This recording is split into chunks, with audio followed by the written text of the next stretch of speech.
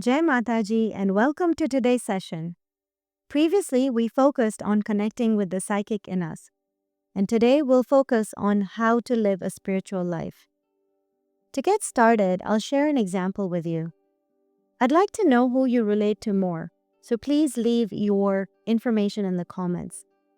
There was once a teacher who was going to train two students in archery. The teacher taught both of them the techniques they needed and left them to practice.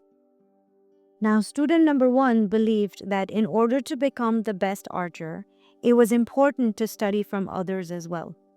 So, student number one traveled the world, observed other people, analyzed others, watched competitions, and then started comparing to other competitors and waited for validation. Student number two chose a completely different approach. Student number two stayed in one place and focused only on practicing. Every day, student number two would focus on improving focus and making the mind more still before aiming at the target. One day, both student number one and student number two faced each other in competition. At that time, student number one's head was full of noise, different techniques, there was a fear of losing, there was a pressure from within. But student number two was just very calm.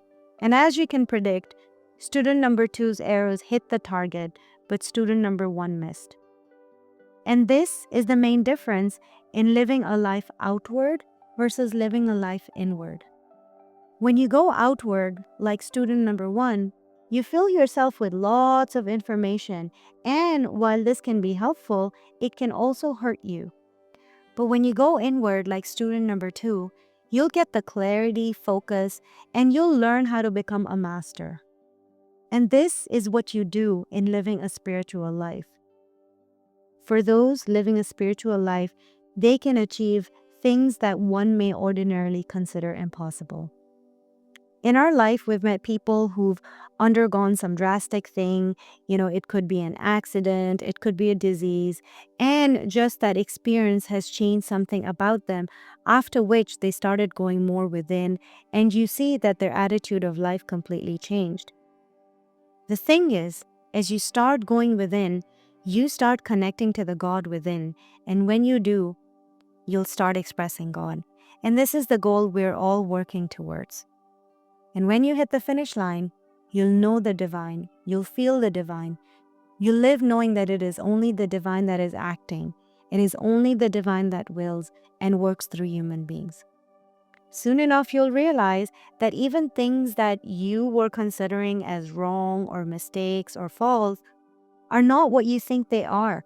You see, what is mistaken right now is just your vision, but the divine can never make mistakes. And so, one of the things that all of us needs to work on is to abolish and eliminate our ego. But what is our ego? Our ego is what is giving ourselves a sense of self. Our ego makes us feel that we're independent, and we start identifying with our independence through our mind, vital, and body.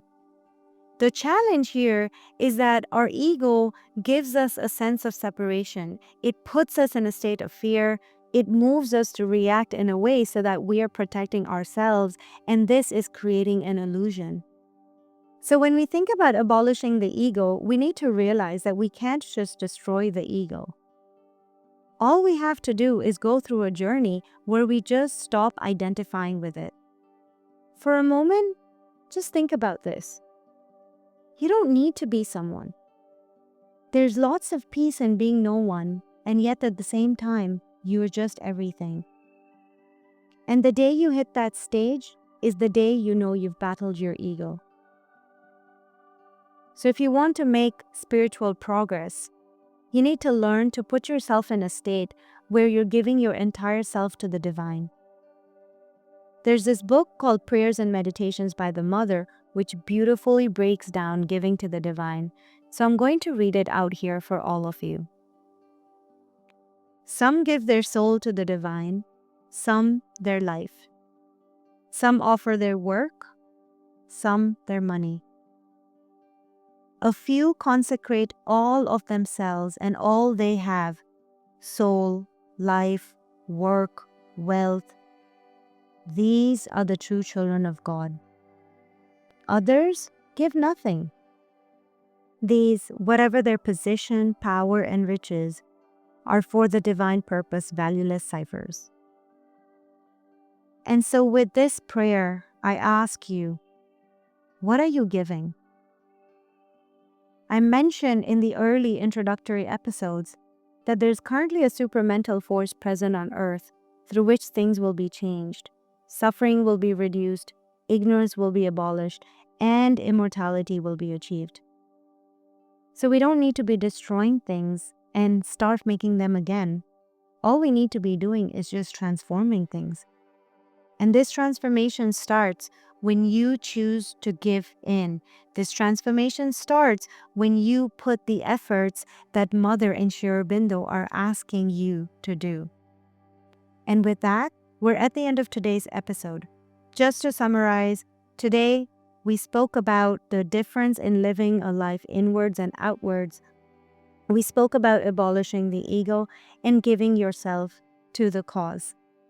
In the next episode, we will be going over some concluding remarks. So see you next time. Jai Mataji.